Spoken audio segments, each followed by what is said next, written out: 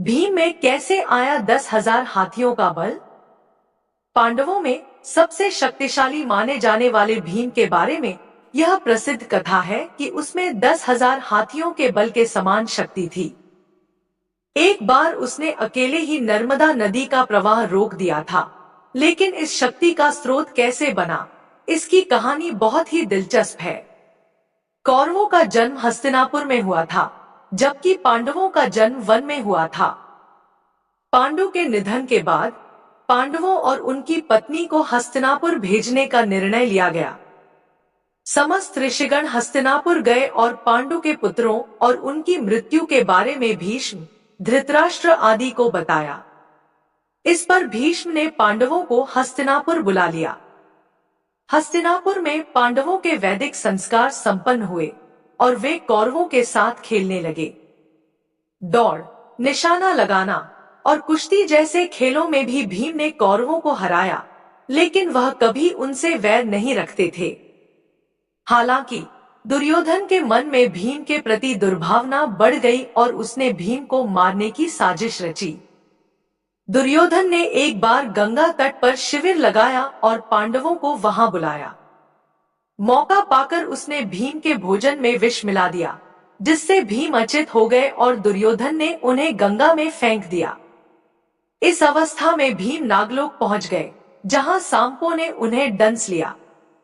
इससे विष का असर कम हुआ और जब भीम होश में आए, तो उन्होंने सर्पों को मारना शुरू कर दिया।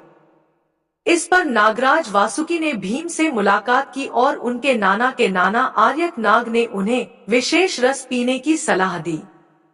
आर्यक नाग ने वासुकी से कहा कि भीम को उन कुंडों का रस पीने की अनुमति दी जाए, जिनमें हजारों हाथियों का बल है। वासुकी ने इसकी अनुमति दी और भीम ने 8 कुंडों का रस पी लिया। इसके बाद भीम को दिव्य शक्ति प्राप्त हुई और वे एक शैया पर सो गए।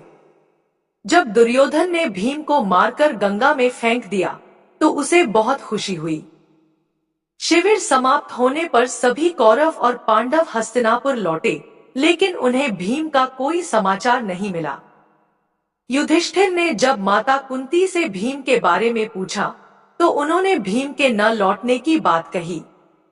इससे व्याकुल कुंती ने विदुर से भीम को खोजने के लिए कहा। विदुर ने सैनिकों को भेजकर भीम को ढूंढने का आदेश दिया। इधर नागलोक में भीम 8वें दिन रस के प्रभाव से जागे। नागों ने उन्हें गंगा के बाहर छोड़ दिया। जब भीम हस्तिनापुर पहुंचे, तो सभी को संतोष हुआ। भीम ने अपनी पूरी कहानी बताई, जिसमें उन्होंने दुर्योधन द्वारा विष देकर गंगा में फेंकने और नागलोक में हुई घटनाओं का विवरण दिया। युधिष्ठिर ने उन्हें यह बात किसी और से न कहने का निर्देश दिया। इसी घटना से भीम को अपार शक्ति प्राप्त हुई और कहा जाता है कि उसमें 10,000 हाथियों का बल समाहित हो गया।